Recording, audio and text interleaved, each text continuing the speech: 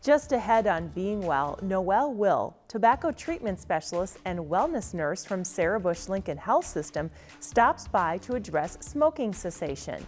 Noelle will provide us with information and advice on how to kick the habit, so stay tuned for this edition of Being Well.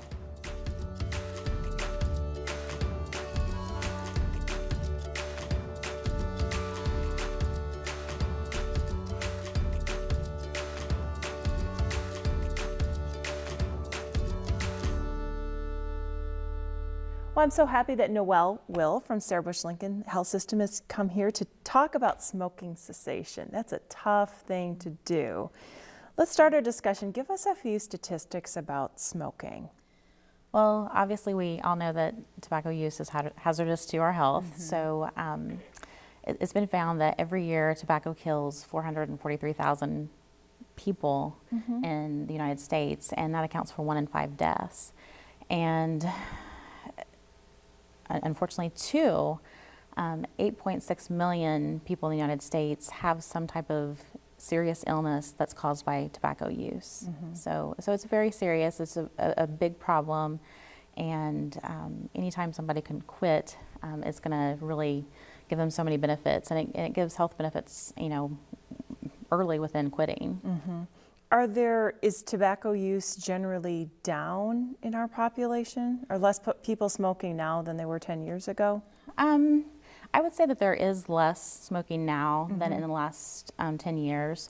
Some of that is, I think, due to different laws that are in place, especially, smoking in restaurants and things like that has changed a lot of that. And I think even some circumstances related to certain companies, businesses being tobacco-free campuses, that's affected it to some degree. And then a lot of employees that work at different places are offered tobacco discounts if they are tobacco-free on their insurance premiums. And so that's kind of a good incentive for someone who is smoking to think, hey, I can save some money on my insurance if I do quit, and it's a big savings. So ideally, we'd like to see people just want to quit to have the health benefits, but we are seeing some decrease, but there's still a lot more out there than what we'd like to see. And are there some populations where tobacco use is increasing, unfortunately? Unfortunately, we're seeing it we're still seeing a lot of tobacco use in youth, adolescents, some as early as 11 and 12 years old. And that's where, it'd be great to really be able to target that area and try to, help kids avoid even starting tobacco use. And that's tobacco use meaning smokeless tobacco, chew, yeah, any kind of cigarettes. tobacco, Okay. yes, yeah, whether it be cigarettes, smokeless, whatever. So we all know that smoking causes cancer, but what other illnesses are associated with smoking it? Because there's a lot. Right. Heart disease. There's a huge increase in risk of heart attack, stroke, peptic ulcer disease. I mean, you name it. Typically, if you look at a list of symptoms, tobacco use is almost always on there, unfortunately. So the list just kind of goes on, and then just, a lot of people just think of lung cancer, but there's various lung diseases like chronic bronchitis and emphysema. So it's just a huge list. And typically, whenever you go to the doctor, that's one of the questions that you're going to be asked anymore is, do you use tobacco? So what kind of health benefits have you seen in people when they quit smoking? Because there are some things that happen immediately, some good things when people quit smoking. Right. Well, within just 12 to 24 hours after quitting smoking, the carbon monoxide level in the blood starts to return that to that of a normal or a non-smoker. And that's huge. And we even can use like a little smokalizer breath test that can show that. And that's a good motivational tool to see how the body can just start to heal itself within a short amount of time. But to look at some of the bigger impacts within just 2 weeks up to 3 months, the risk for heart disease can decrease, and the lung function can start to return or can start beginning to heal as well. A lot of the people can experience, the coughing and the bronchitis and just the lung function can start to improve after a short amount of time. And is that true whether you smoked for 5 years or 35 years? Well, or is it worse, or are those health benefits not as quick if you smoked a long time? Well, it can be the more you've smoked, the number of years versus the amounts you smoke like per day, that can affect things to some degree, but it is never too late to quit. I mean, Okay. you know, just if someone says, you know, I've smoked for, 40 years, they should still see that they could still get benefits from quitting. Well, you run the smoking cessation program at the hospital. If for people out there who are thinking about quitting, how do you know it's time to quit? Well, when I talk with people, I look for 3 different factors specifically. One, I like to see, okay, is it important to them to quit smoking? Have they been encouraged to come by their doctor, their family? How important do they feel that it is to quit smoking? Because one, they have to have that understanding, it is important for me to quit. And then 2, I like to assess their confidence level. If someone comes in and their confidence level is really low, it might be a little bit more challenging. But third, and probably most importantly, is that readiness level. Sometimes I've had people come in and they may say, well, my doctor told me to come, but I don't want to quit. And, I still give a lot of great information to those participants, but, if they are just flat out saying, I don't want to quit, I'm not ready to quit, it might not be the right time. They have to really have that readiness too. So what if someone's sitting out there watching the show and thinks, I'm ready now, what should they do next? Throw their cigarettes out the door and quit cold turkey or what? I usually don't encourage cold turkey. If people have been successful doing it that way, and the thing with cold turkey is, not use any type of smoking cessation aid. You're likely to experience those cravings and urges and some of those withdrawal symptoms that can sometimes make the process stressful. And when that happens, sometimes people just want to throw in the towel because they feel like I'm irritable. Everybody says I'm grouchy, or I'm starting to eat, and now that I'm not trying to smoke, and they get frustrated and they just think I want to quit. But with using some type of tobacco cessation aid, that can make the process less stressful. It can ease those cravings and urges, and then the irritability. It can make that process so much easier. And if you can make the process easier, why not make it easier for you? And in addition to trying like the smoking cessation aids, by participating in counseling too, that can be a huge help as well. Just having someone to listen to, what your ups and downs are, if you're having any maybe side effects due to like any smoking cessation aid that you're using. Sometimes just there can be simple little fixes that rather than throwing in the towel, it's best to have someone to tell you like, oh well, we can do this, or it can just make the process so much easier. So I'd really encourage them to really think about, okay, am I ready, and how do I want to do this? And if you're just not sure, talk to someone, whether you come and talk with us about at our program or the health department. Just learn what are your options. And, if you think that it's just going to the store and looking at patches or gum, there's more options than that. So learn about your options and make a good decision that you can feel confident about and motivated to give this a really good effort, and that's going to really help. So the nicotine is the substance in tobacco that is addictive. How long, is there any way to know how long that takes? Is that what's causing the irritability? Is that you're not getting the nicotine fix? Or how does the nicotine kind of work?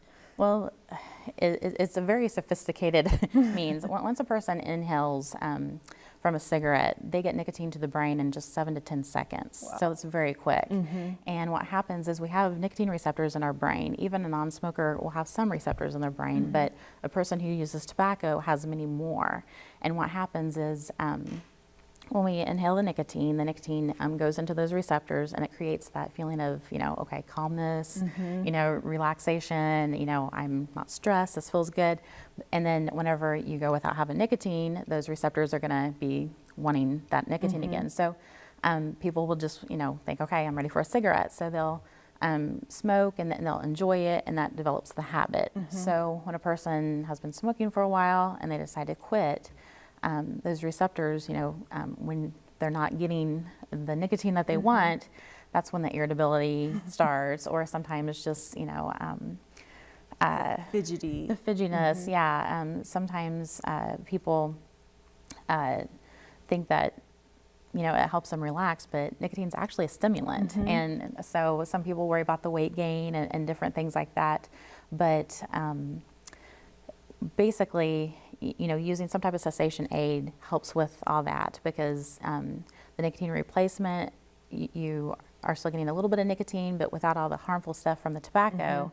And then you taper that down until you're using no nicotine. Now, there's some prescription medications that allow you to, or that help with quitting without using any nicotine, that are effective as well. And sometimes people even use a combination therapy of a prescription medication and nicotine replacement therapy. Okay, so how do the prescription drugs actually work? Do they block those receptors, or how does it actually? Well, some of them, the effects of the brain chemicals, they help with those withdrawal symptoms, to where the process is just less stressful. Like the Zyban, it can help. People who have used it have said that the process was less stressful. They didn't feel like they had to replace the cigarettes with food. And then, there's another medication that people have tried called Chantix, and some people have done really well on that. And, it's hopefully something that you're not going to have to be on for a long period of time, maybe 12 weeks to potentially like maybe 3 months, but, 12 weeks to maybe 6 months at the most. But, there's just so many options, and, if you can make the process easier, it's definitely going to help you to not want to just throw in the towel. So like the patches and the gum and the lozenges, those actually have nicotine in them, yes. Okay. Yeah. Are there any side effects that you can get from taking any of those? There are kind of side effects with everything. I mean, some people with a patch, may experience some skin irritation, and if that's a factor, that's a great thing to either talk to your doctor about, or if you're, meeting with a counselor in a program to discuss with them, because, there's things that we can do. Sometimes it's just a matter of alternating sites, or maybe applying something prior to the patch that can be effective. Sometimes people talk about, I have a hard time falling asleep at night when I have a patch on. Sometimes you can remove the patch at night and then put it back on in the morning. So those are some of the things that it's great to be able to talk to somebody about, rather than just saying, okay, the patch isn't working. Yes. And be done with it. I mean, sometimes you can just give it a chance and talk with somebody about what you're experiencing and how to make it work better for you. So I'm sure you get this question a lot. Why am I going to gain weight? Why am I gaining weight? Well, there's kind of a similarity between the nicotine and the food. Whenever people are getting the nicotine, they have that feeling of, okay, I feel calm, I'm relaxed now that I've had a cigarette. But when that's gone, they sometimes want to replace that. They want that instant mood boost, and sometimes they do replace that with eating. And so the good thing is, you can get the same effect, like maybe with exercise or doing other things. You just have to kind of, identify what you're feeling, and, really talk to yourself, okay, am I craving a cigarette, or am I just bored?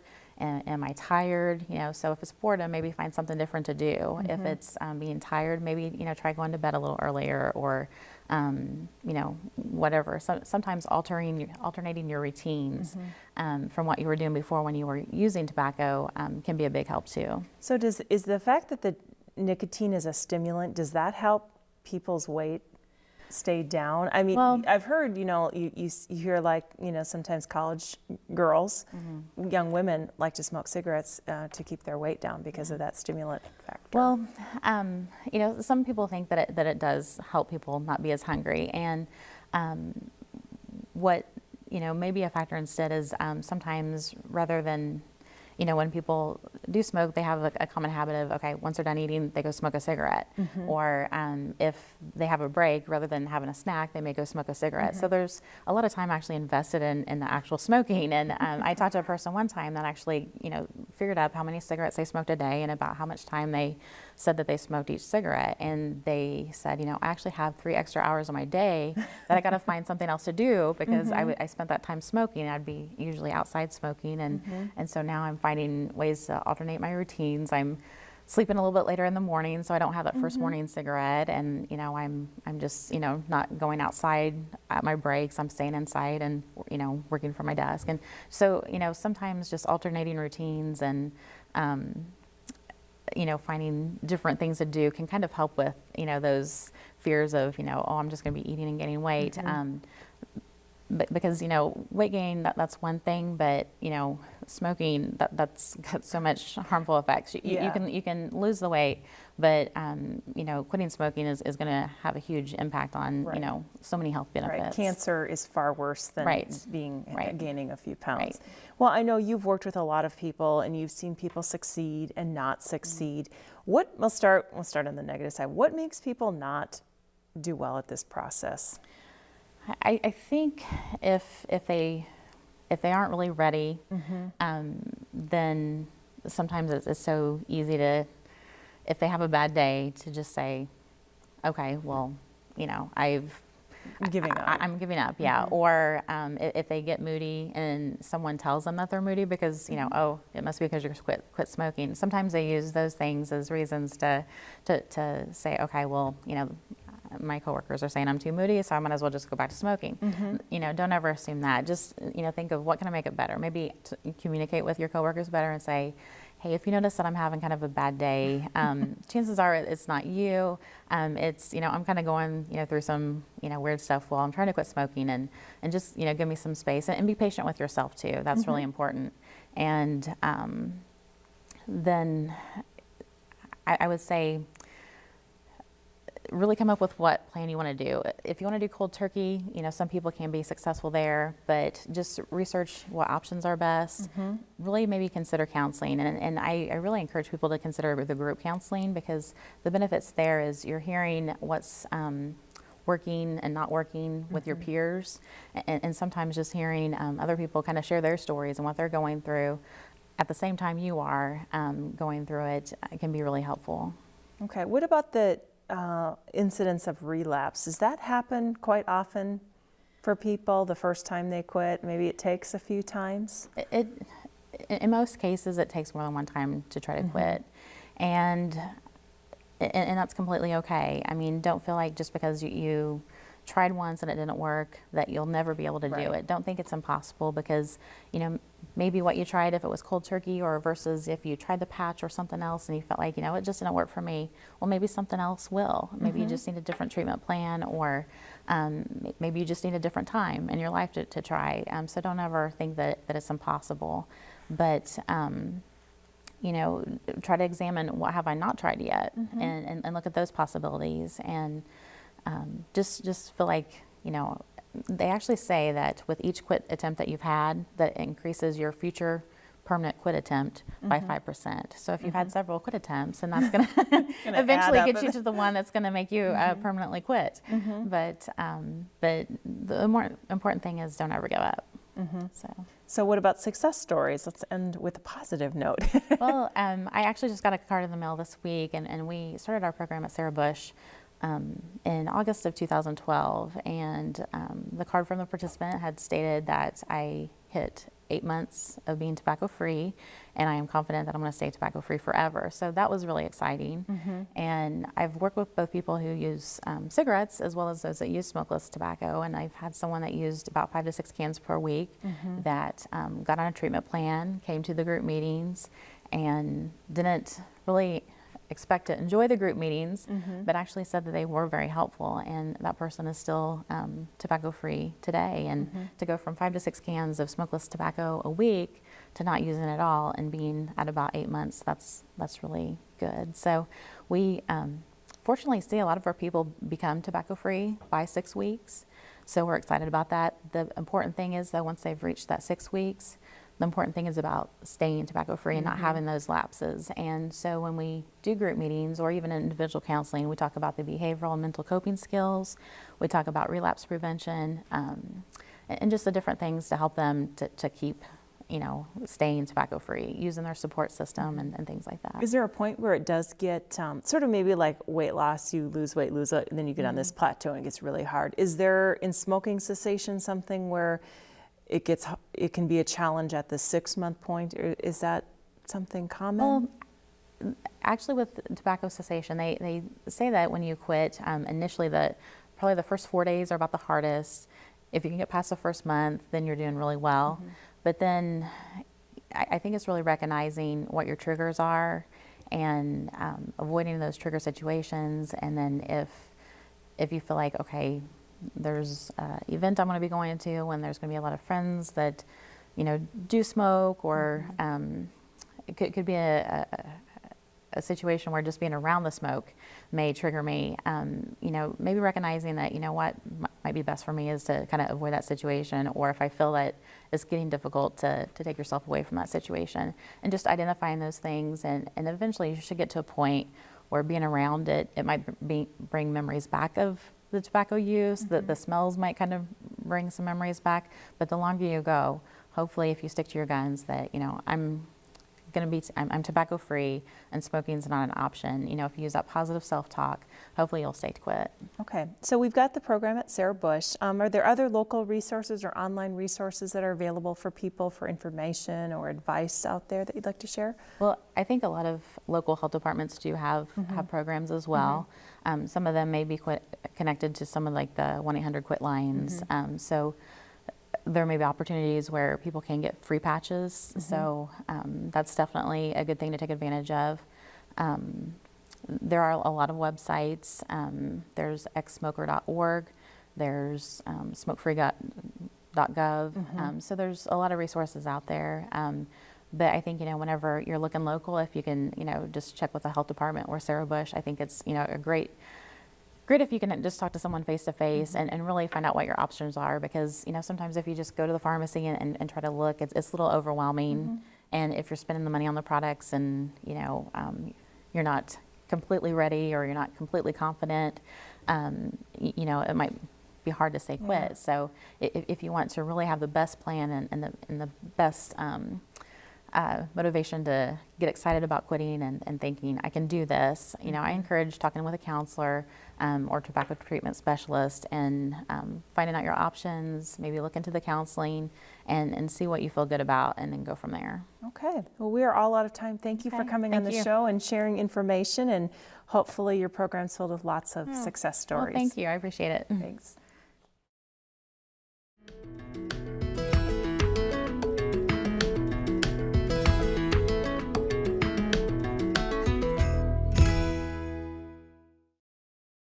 Sleuthing?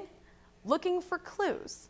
That's what doctors do when they search for signs of colon cancer. One of their main tools is the endoscope. They use it to look at the colon for signs of disease. The technology can detect cancer early when it's curable. Now doctors at Mayo Clinic are modifying the test to hopefully make it more effective for high-risk patients.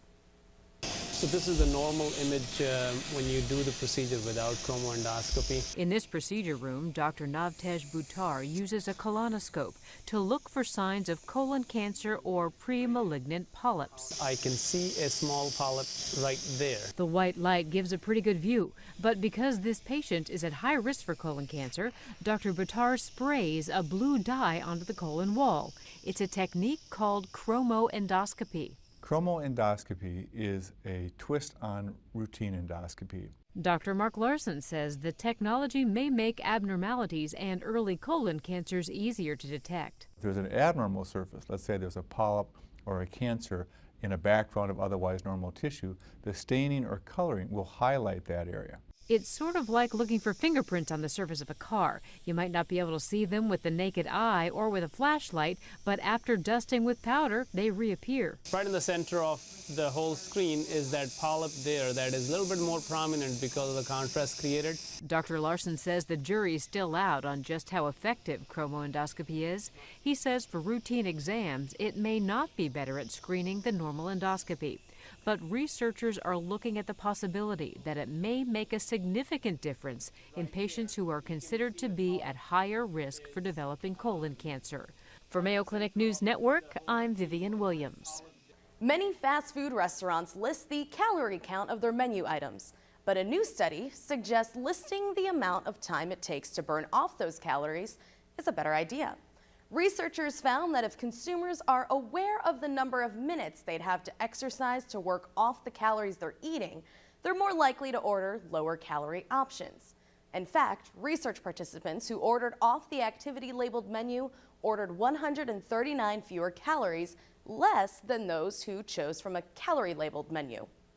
New York City may become the first major U.S. city to snuff out cigarette sales to people under 21 years old.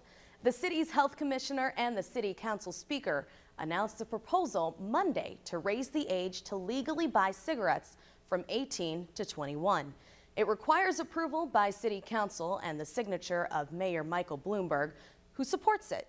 Officials say raising the age limit could cut smoking among 18 to 20-year-olds by more than half. Thanks for watching this episode of Being Well. Join us online anytime at youtube.com/WEIUTV. Here you can view current as well as past episodes. Just look for the Being Well playlist and select the program you'd like to watch. We'll see you next time.